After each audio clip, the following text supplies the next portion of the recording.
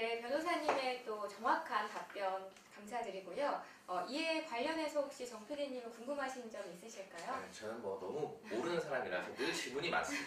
예, 일단은 두 가지 궁금점이 있다가 생겼는데요. 첫 번째 이제 관리단 자체로서 이게 추진이 불가능한가, 법적으로 완전히 그런 게 하나 있고, 그 다음에 이제 제가 이제 알기로는 법인이나 이런 것들은 대표이사나 이런 대표자가 있어서 법인에 어떤 문제가 생기면 그 대표가 책임을 많이 이제 지게 되어 있는데, 아니면 이제 법인이니까 법인이랑 구조 자체가 책임을 지게 있는데, 이런 비법인 사단 아까 말씀 주신 것처럼 뭐 재건축 조합이나 재건축위원회 같은 경우는 이게 진행되다가 내부에서 어떤 문제가 생기거나 어떤 법적인 이슈가 생겼을 때 또 책임은 누가 지는 건지가 사실 아까 듣다 보니 굉장히 궁금해지더라고요. 왜냐면은 조합이니까 누군가 같이 모여 있는 데인데 과연 여기서 어떤 분명히 또 리더라는 사람들이 있을 것 같고, 그런 사람들이 이제 실질적으로 진행을 하면서 뭐 탐욕을 부린다거나 아니면 자기들 이득을 위해서 어떤 행동을 할 수도 있는데, 과연 이렇게 되었을 때 책임은 과연 누가 지는지가 사실 저는 좀 궁금했습니다.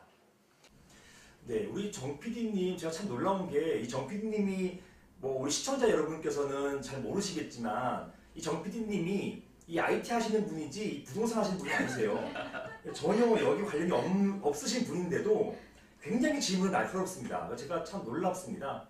물론 참고로 말씀드리면은 정 PD님은 이제 서울대 박사잖아요. 박사 출신의 이제 IT 전문가로서 사업도 하시는 분인데 참 놀라워요. 하여튼 머리가 좋아서 그런지 모르겠지만 질문도 굉장히 날카롭고 또 많이 하시는 질문들입니다. 자, 방금 전에 주신 정 PD님 질문은 사실은 세 가지로 자를 수가 있어요. 세 가지 쟁점으로 세분화해서 답변을 드릴 수가 있는데요. 첫 번째는 뭐냐면 관리단이라는 것은 사업을 추진할 수 없는 것이냐? 정말 질문 많이 주세요. 관리단이 실제로 이런 재건축 사업을 추진하고 있는 곳도 있어요. 불가능한 건 아닙니다. 관리단도요. 관리단도 비법인 사단이에요. 성질이. 판례가 그렇게 봅니다. 따라서 방금 전에 말씀드린 것처럼 재건축 조합을 판례가 비법인 사단으로 보듯이 관리단도 마찬가지로 비법인 사단이니까 그냥 관리단이 재건축 사업을 할 수도 있어요. 그런데 제가 다른 영상이나 다른 블로그에서 제가 여러 차례 말씀을 드렸습니다. 관리단이 사업을 추진할 때 문제가 생겨요. 관리단은요, 집합건물법에 따라가지고 당연 설립되는 단체입니다. 누가 모여서 설립된 단체가 아니에요. 당연 설립되다 보니까 함부로 어떤 구성원을 배제시킬 수가 없습니다. 그러다 보니까 관리단에서 만약에 재건축 사업을 추진하다 보면요, 재건축 사업에 비동의하는 사람들을 관리단에서 배제시키다는 게 충돌이 생겨요. 말이 안 돼버려요. 나는 재건축 사업에 참여하지 않을 거다 라고 하시는 분이 계시겠죠.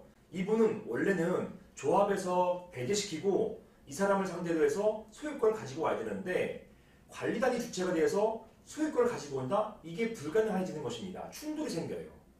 관리단은 처음부터 당연 설립되고 그 멤버를 함부로 배제할 수가 없습니다. 그렇기 때문에 재건축 사업하고는 맞지가 않아요. 그리고 설립 목적부터 다릅니다.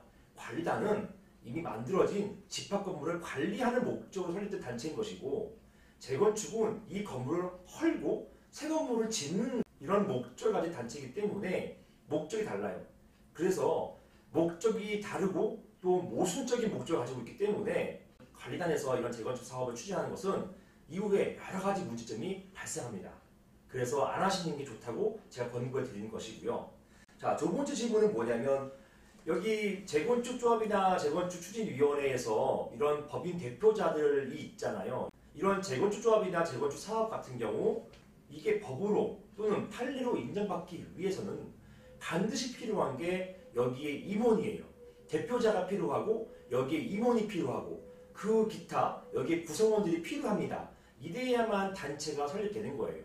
여기에 이 단체의 헌법이죠. 정관이 필요하고 이런 단체를 만든다라고 하는 총회가 필요하고요. 그래서 방금 말씀드린 것처럼 임원과 구성원 그리고 정관 그리고 창립총회, 이것이 이런 단체, 재건축위원회 또는 재건축 조합을 만드는 전제 조건이 되는 것입니다.